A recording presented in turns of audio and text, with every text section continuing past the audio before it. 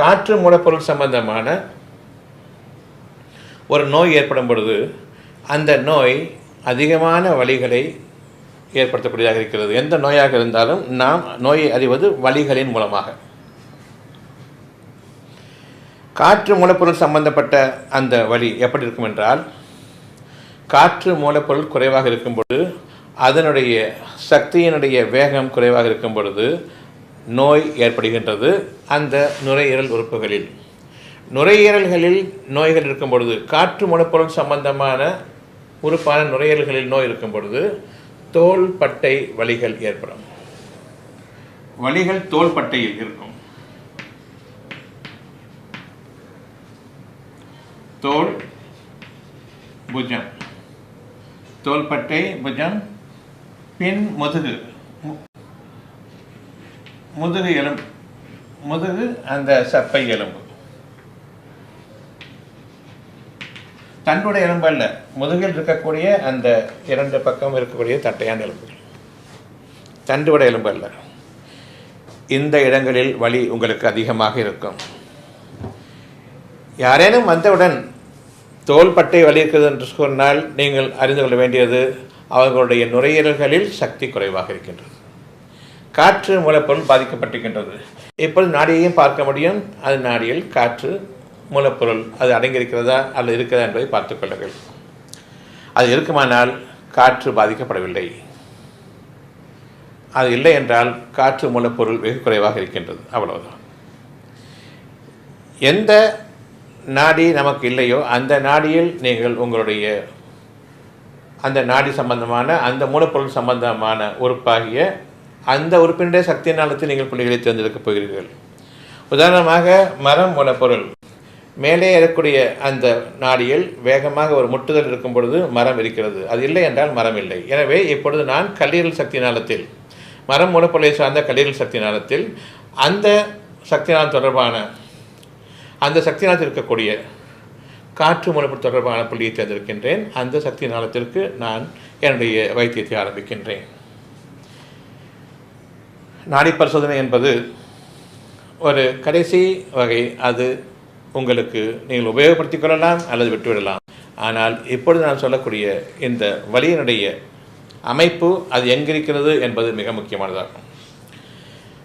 தோலிலும் புஜத்திலும் தோல் மூட்டுகளிலும் எலும்பு மூட்டுகளிலும் தோள்பட்டை எலும்புகள் இருக்கின்றன. அந்த எலும்புகளில் அது சார்ந்த தசைகளில் வலி இருக்குமானால் காற்று மூலப்பொருள் மிக குறைவாக இருக்கின்றது, பலவீனமாக இருக்கின்றது என்பது பொருளாகும். பலவீனமாக இருக்கிறது என்று நான் கூறும் பொழுது அதில் வியாதி இல்லை, வியாதிகள் உருவாவதற்கான அனைத்து சாத்தியக்கூறுகளும் இருக்கின்றன. அது மட்டுமல்ல, இந்த பலவீனத்தின் காரணமாக மரம் மூலப்பொருளிலிருந்து அதிகமாக தன்னுடைய சக்தியை உறிஞ்சக்கூடியதாக இருக்கின்றது. இவ்விதமாகவே ஒவ்வொரு மூலப்பொருளிலும் ஒவ்வொரு உறுப்பிலும் அதன் சக்தி நாளங்களில் 5 மூலப்பொருளுடைய தொடர்புகளும் இருக்கின்றன. காற்று மூலப்பொருள் குறைவாக இருக்கும் பொழுது ஒன்று சிறுநீரகங்களிலிருந்து காற்று மூலப்பொருள் தொடர்பான K7 என்ற அந்த புள்ளியிலிருந்து காற்றை கிரகிக்கலாம், அல்லது கல்லீரல் என்ற அந்த சக்தி நாளத்திலிருந்து காற்று மூலப்பொருளிய லிவர் 4 என்பதை கிரகிக்க முடியும். இவ்விதமாக அல்லது மண்ணீரல் சக்தி நாளத்திலிருந்து காற்று மூலப்பொருள் மண்ணில் தொடர்பு கொண்டிருக்கூடிய அந்த சக்தி நாளத்தின் புள்ளியிலிருந்தும் கிரகிக்க முடியும்.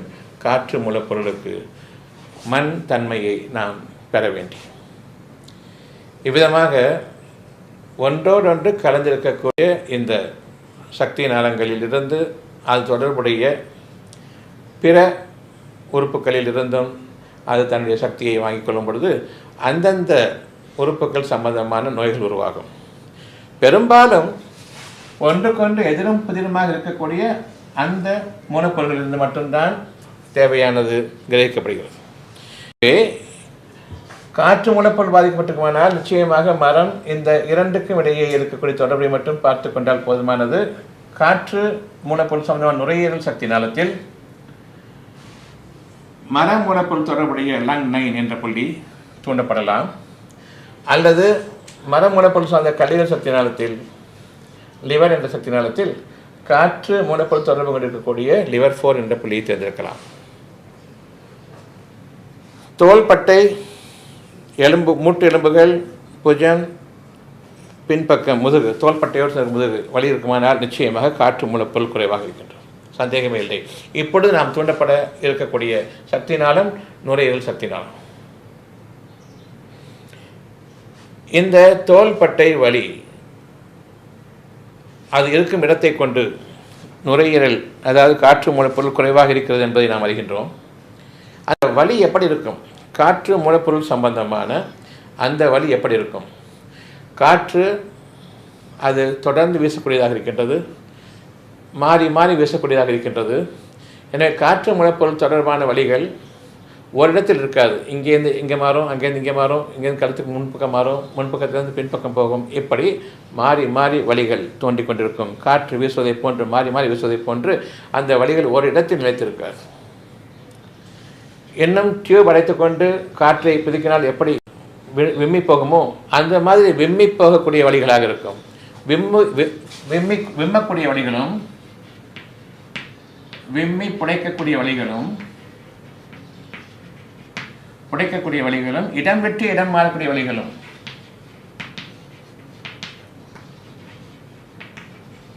இடம் விட்டு இடம் மாறும் வலிகளும். இந்த வலியினுடைய தன்மை நமக்கு தெரியுமானால் நாடி பரிசோதனை தேவையில்லை. அது எப்படி இருந்தாலும் அவசியமும் இல்லை. இப்பொழுது எதற்கு முக்கியத்துவம் கொடுக்க வேண்டும்? நான் போய் கண்டுபிடிக்கப் போகிறேன் நாடியை பார்த்து என்ற அந்த பெருமை வேண்டாம். நோயாளி கூறக்கூடிய அந்த விஷயங்களை காது கொடுத்து கேளுங்கள். தெளிவாக தெரியும் எந்த உறுப்பு பாதிக்கப்பட்டிருக்கிறது என்பதை, தெளிவாக தெரியும் எந்த மூலப்பொருள் குறைவாக இருக்கிறது, பலவீனமாக இருக்கிறது என்பதையும். இப்பொழுது நீங்கள் அந்த மூலப்பொருள் சம்பந்தமான அந்த சக்தி நாளத்தினுடைய புள்ளிகளை நீங்கள் தேர்ந்தெடுக்கப்படுகிறீர்கள். அந்த புள்ளியானது இதற்கு நேர் மாற்றமாக இருக்கக்கூடிய மர மூலப்பொருள் சார்ந்த அந்த புள்ளியை தேர்வு செய்வதன் மூலமாக நோய்கள் பெருமளவும் அந்த சக்தி நாளங்களில் அதனுடைய தன்மைகள் சீர்படுத்தப்படும், சக்தியினுடைய ஓட்டம் சீர்படுத்தப்படும். நாளை வரக்கூடிய நோய்கள் இன்று குணமாகும். இன்று வெறும் வலிகள் தான், வலிகளை பார்க்க முடியாது. எனவே அது ஒரு சக்தி நிலைப்பாட்டில் இருக்கின்றன, ஒரு எனர்ஜி மேனிஃபெஸ்டேஷனில் இருக்குதே தவிர இன்னும் நோய்கள் உருவாகவில்லை. நாளடைவில் நோய்கள் உருவாகலாம், உருவாகும். இன்னும் பல உறுப்புகளும் சேர்ந்து பாதிக்கப்படலாம். ஆனாலும் நான் கூறியதை மட்டும் மனதில் வைத்துக் கொள்ளுங்கள். ஒன்றுக்கொன்று எதிரும் புதிருமாக இருக்கக்கூடிய அந்த மூலப்பொருள் சார்ந்த இரண்டு உறுப்புகளில் எந்த சக்தி நாளத்தில் நீங்கள் தேர்ந்தெடுக்கிறீர்களோ அதற்கு அந்த சக்தி நாளத்தில் அதுக்கு எதிரான மூலப்பொருள் கொண்டிருக்கக்கூடிய, தொடர்பு கொண்டிருக்கக்கூடிய அந்த புள்ளியை தேர்ந்தெடுத்தால் போதுமானது. காற்று மூலப்பொருள் தொடர்பான ஒரு பாதிப்பு இருக்கும் பொழுது நுரையீரல் சக்தி நாளத்தில் இதற்கு எதிரான மர மூலப்பொருள் சம்பந்தமான அந்த புள்ளியோடு தொடர்பு கொண்டிருக்கக்கூடிய புள்ளியை, லங் 9 என்ற புள்ளியை தூண்டினால் போதும். மர மூலப்பொருளை சார்ந்த கல்லீரலுக்கு நான் வைத்தியம் புரிய நேரிட்டால் கல்லீரல் சக்தி நாளத்தில் இதற்கு எதிரான காற்று மூலப்பொருள் சம்பந்தமான அந்த புள்ளி liver 4 என்று தேர்ந்தெடுத்தால் போதும். இப்பொழுது எப்படி அறிய முடியும் என்பதை பற்றி தான் நாம் இப்பொழுது பார்க்க இருக்கின்றோம்.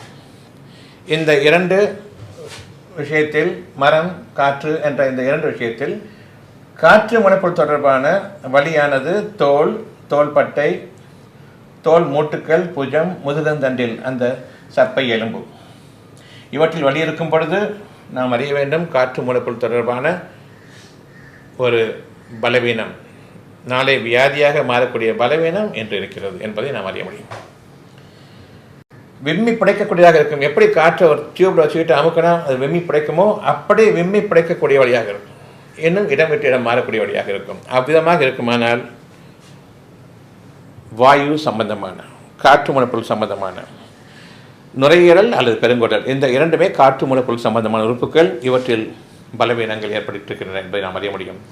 இந்த காற்று மூலப்பொருளை சம்பந்தமான அந்த நுரையீரல் உறுப்பின் நாம் வைத்தியம் புரிய மேற்கொள்ளும் போது அந்த மூலப்பொருளில் எந்த உறுப்பு எதிராக இருக்கின்றதோ அந்த உறுப்பு சம்பந்தமான மூலப்பொருள் தொடர்பு கொண்டிருக்கக்கூடிய லங் 9 என்ற புள்ளி, மரம் மூலப்பொருள் தொடர்புடைய அந்த புள்ளியை தூண்டும் போது அது குணமாகும்.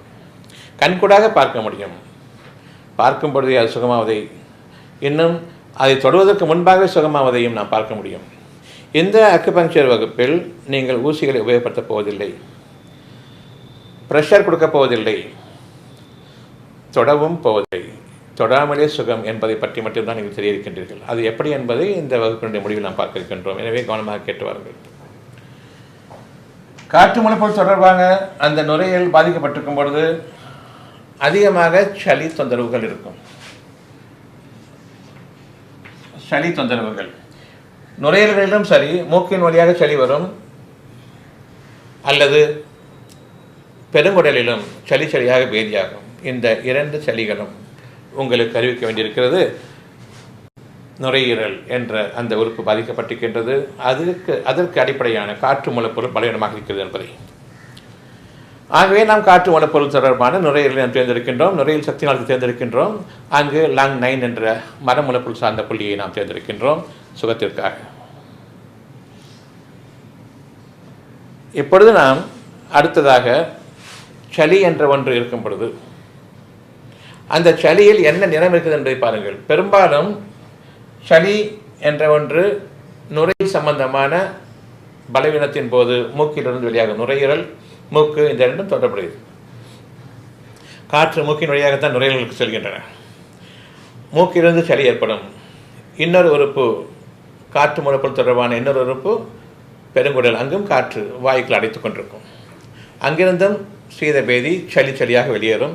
அவ்வாறு இருக்கும் பொழுதும் நாம் அறிகின்றோம் இது காற்று மூலப்பொருள் சார்ந்த உறுப்பினுடைய பலவீனம் அல்லது நோய். பெரும்பாலும் பலவீனங்கள் இருக்கும், நோய்கள் அவ்வளவு சீக்கிரமாக தீண்டாது. அந்த பலவீனங்களின் காரணமாகத்தான் அதனுடைய சிம்டம்ஸ், வலிகள் தெரிய ஆரம்பிக்கின்றன. வலிகள் எப்பொழுது தெரிய ஆரம்பிக்கின்றதோ அப்பொழுது நாம் அறிய வேண்டியது இன்னும் நோய் அங்கு உருவாகவில்லை, நோய் உருவாகக்கூடிய தன்மைகள் ஏற்பட்டு கொண்டிருக்கின்றன, உருவாகி கொண்டிருக்கின்றன என்பதை நாம் அறிய வேண்டும். சளி வெள்ளை நிறமாக இருக்கும். வெண்மை நிறம் நுரையீரல் தொடர்புடையதாக இருக்கிறது. வெண்மை நிறம் நுரையீரல் தொடர்புடையதாக இருக்கிறது. சளி வெண்மையாக இருந்தால் நுரையீரல் தொடர்பாக இருக்கின்றது. எனவே நீங்கள் அறிந்து கொள்ளுங்கள், இவ்வளவையும் வைத்து நாம் என்ன உறுப்பு பாதிக்கப்பட்டிருக்கிறது என்று அறிய முடியும். இதற்கப்பால் ருசி என்ற ஒன்று இருக்கின்றது. நுரையீரல் பாதிப்பு உடையவர்கள் காரத்தை அதிகமாக விரும்புவார்கள். காரம் என்ற ருசி அதிகமாக அவர்கள் விரும்புவார்கள். காரம் என்ற ருசியை அவர்கள் அதிகமாக விரும்புவார்கள். இந்த காரத்தை அதிகமாக விரும்பக்கூடிய ஒரு சூழல் அவர்களுக்கு ஏற்படுமானால் அதை பற்றி நீங்கள் விசாரிக்கும் பொழுது இஞ்சி, பூண்டு, லவங்கம், பட்டை, ஏலக்காய், கரம் மசாலா, வெங்காயம் இதை போன்ற அவர்களுடைய ருசி இதன் அளவில் அதிகமாக இருக்குமானால் அப்பொழுதும் இவர்கள் பாதிக்கப்படுகிறார்கள் என்பதை அறிய வேண்டும். காற்று மூலப்பொருளால் பாதிக்கப்பட்டார்கள் என்பதை அறிய வேண்டும். நீங்கள் உங்களுடைய புத்தகத்தை எடுத்துக்கொண்டு இவற்றினுடைய தன்மைகள் அனைத்தையும் எழுதி கொள்ளுங்கள்.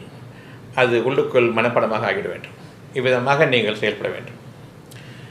இவ்வளவும் இருக்கும் பொழுது இது நுரையீரல் சம்பந்தமான நோய் என்பதை அறிய வேண்டும். இப்பொழுது கல்லீரலுக்கு வருவோம். கல்லீரல் தொடர்புடைய ஒரு நோய் உருவாகும் பொழுது மரம் மூலப்பொருள் சம்பந்தமான அந்த அடிப்படை அதற்கு குறைவாக இருக்கின்றது, பலவீனமாக இருக்கின்றது. மரம் என்ற அடிப்படை தேவை கொண்ட சக்தி பலவீனமாக இருக்கின்றது. எனவே அந்த உறுப்புகள் அதனுடைய தன்மைகளில் வெளிப்படையாக காட்ட ஆரம்பிக்கின்றன தன்னுடைய நோய்களை. இதனுடைய வலி எப்படி இருக்குமானால் எல்லா தசைகளிலும் வலி இருக்கும். தசை வலிகள் அவ்வளவும், தலையில் தசை வலி, எலும்புகள் இங்கு மூட்டுகள் இருக்கின்றன, ஆனால் கையில் வலி இருக்கும், தசை வலி. இந்த தசை வலி உடலில் எங்கெங்கெல்லாம் எலும்பு இருக்கின்றதோ எலும்புகள் அனைத்திலும் இருக்கும். இதில் விசேஷம் என்னவென்றால் எலும்புகள் கூடும் இடங்களில் வலி இருக்காது, ஆனால் 2 எலும்புகளுக்கு மத்தியில், 2 மூட்டுகளுக்கு மத்தியில் தசையெல்லாம் வலிக்கிறது, சதையெல்லாம் வலிக்கிறது, சதுரம் வலிக்கிறதுன்னு சொல்லுவாங்க. அப்படிப்பட்ட அந்த மாதிரி தசை வலி இருக்கும் பொழுது நிச்சயமாக மரம் சம்பந்தப்பட்டது. தலைவலி அங்கே மூட்டுக்கெல்லாம் கிடையாது. முகம் வலி, கையில் வலி, காலில் வலி, காலை பிடிச்சி விட்டால் நல்லாயிருக்கும், இதெல்லாம் தசை வலிகள் சம்மந்தப்பட்டது. மூட்டு வலியாக இருந்தால் பிடிச்சி விட்டால் அதிகமாகிடும். அசைக்க முடியாது. இங்கு அசைக்க முடியும், பிடித்து விட்டால் நன்றாக இருக்கும், ஓரளவுக்கு தேவலாம் போன்று தோன்றும். எப்படிப்பட்ட வழிகளை நீங்கள் அறிவீர்களானால் அது கல்லீரல் சம்பந்தப்பட்டது. இப்பொழுது நீங்கள் கல்லீரல் சக்தி நாளத்தை தேர்ந்தெடுங்கள். அதில் காற்று மூலப்பொருள் சம்பந்தமான புள்ளியை நீங்கள் லிவர் 4 என்ற அந்த புள்ளியை நீங்கள் தேர்ந்தெடுக்கும் பொழுது அதற்கான சுகம் கிடைக்கிறது. இதனுடைய நிறம் பச்சை நிறம். பச்சை நிறமாக சளி ஏற்பட்டாலோ, பச்சை நிறமாக வாந்தி ஏற்பட்டாலோ, அல்லது பச்சையாக பேதி ஏற்பட்டாலோ, அல்லது கண்களில் மஞ்சள் காவாயின் ஒன்று பச்சை நிறம் அதிகமாக இருந்தாலோ கண்டிப்பாக லிவர் பாதிக்கப்பட்டிருக்கின்றது. அந்த கல்லீரல் சக்தி நாளத்தில் நீங்கள் புள்ளியை தேர்ந்தெடுக்க வேண்டும். பச்சை நிறத்தை கொண்டு பார்க்க முடியும். இவர்கள் பெரும்பாலும் புளிப்புச்சுவையை அதிகமாக விரும்புவார்கள். புளிப்புச்சுவையை அதிகமாக விரும்புவார்கள். இவ்விதமாக புளிப்புச்சுவையையும் நான் அதிகமாக விரும்புகின்றேன். காரத்திற்கு பதிலாக கார சுவை என்பது காற்று சம்பந்தப்பட்டது. புளிப்பு சுவை அதிகமாக விரும்புகிறானால் அது மரம் மூலப்பொருள் சம்பந்தப்பட்டதாக இருக்கின்றது. இவ்விதமாக இந்த புளிப்பு சுவை அதிகமாக விரும்புவதும் பச்சை நிறங்களில் உங்களுடைய கண்களிலோ அல்லது உங்களுடைய மூக்கிலோ அல்லது பேதியிலோ உங்களுக்கு பச்சை நிறமாக அதனுடைய சளிகள் வெளியிடுமானால் இது கல்லீரல் சம்பந்தப்பட்டு பாதிக்கப்பட்டிருக்கின்றது. இவர்களுக்கு அடிக்கடி காரணம் புரியாமல் கண்ணீர் வெளியாகும். கண்ணீர் வடிந்து கொண்டே இருக்கும். இதுவும் உங்களுக்கான எப்படி காற்று மூலப்பொருளுக்கு சளி என்ற அந்த சுரப்பு நீர் சுரக்கிறதோ அதே போன்று கண்ணீர் சுரப்பு நீர் லிவர் சம்பந்தப்பட்ட உறுப்பாகும். இப்பொழுது நீங்கள் உங்களுடைய லிவர் என்ற அந்த சக்தி நாளத்தில் காற்று மூலப்பொருள் தொடர்பு கொண்டிருக்கூடிய புள்ளியை நீங்கள் உபயோகப்படுத்தும் பொழுது அந்த நோய் குணம் அது சம்பந்தம் நோய் குணமாகும். என்னென்ன நோய்கள் என்று தேவையில்லை, நாடியும் பார்க்க முடியும். அந்த நாடியில் நீங்கள் உங்களுடைய பாயிண்ட் என்ன என்பதையும் நீங்கள் அறிந்து கொள்ள முடியும். எந்த உறுப்பு பாதிக்கப்பட்டிருக்கிறது என்பதை அறிந்து கொள்ள முடியும். இப்பொழுது புள்ளியை தூண்டும் விதத்தை நான் உங்களுக்கு அறிவிக்கின்றேன். உதாரணமாக LI4 என்ற புள்ளி, லிவர் 4 என்று வைத்துக் கொள்ளுங்கள். இந்த புள்ளியை நான் தூண்டுகிறேன் என்றால் என்னுடைய பல்ஸ் பார்க்கக்கூடிய அந்த மேடான பகுதி, முதல் ரேகைக்கு முன்பாக இருக்கக்கூடிய மேடான பகுதி, அந்த பகுதியை அந்த புள்ளிக்கு நேராக நான் வைத்துக் கொள்கின்றேன். படிப்படியாக என்னுடைய அந்த தூரத்தை நான் புள்ளியின் மீது இறக்குகின்றேன். என்னுடைய விரலை தூரத்தை குறைத்து அந்த புள்ளியின் அளவுக்கு நான் கொண்டு வருகின்றேன். ஒரு குறிப்பிட்ட தூரத்தில் எந்த விரலை உபயோகிக்கிறதோ அந்த விரலில் ஒரு பட்டாம்பூச்சி தட்டுவதை போன்றிருக்கும். சின்ன ஒரு மைல்டு கரண்ட், ஒரு அழகான உணர்வுகள். அந்த உணர்வு ஏற்படும் பொழுது வைத்தியம் முடிந்துவிட்டது, தொடக்கூடாது. எவ்வளோ அருகாமையில் கொண்டு வரீங்களோ கொண்டு வாருங்கள், ஆனால் தொடக்கூடாது. ஒரு சின்ன ஒரு ஊசி குத்துற மாதிரி அல்லது ஒரு மைல்டு கரண்ட் பாஸ் ஆகிற மாதிரி அல்லது ஒரு பட்டாம்பூச்சி இறகு தட்டுற மாதிரி இருக்கும். அவ்வளோதான், வைத்தியம் முடிந்து விட்டது. எப்படி இருக்கிறது என்று கேளுங்கள். நிச்சயமாக இப்பொழுது நன்றாக இருக்கின்றேன் உணர்வார்கள். இது வைத்திய முறை. ஊசியை உபயோகப்படுத்தக்கூடாது, உங்களுடைய ப்ரெஷர் உபயோகப்படுத்தக்கூடாது, தொடக்கூடாது. தொடுவதற்கு முன்பாக உணர வேண்டும். இது புதிய அக்குபங்க்சர் முறை. ஒரு புள்ளிக்கு மேல் கிடையாது.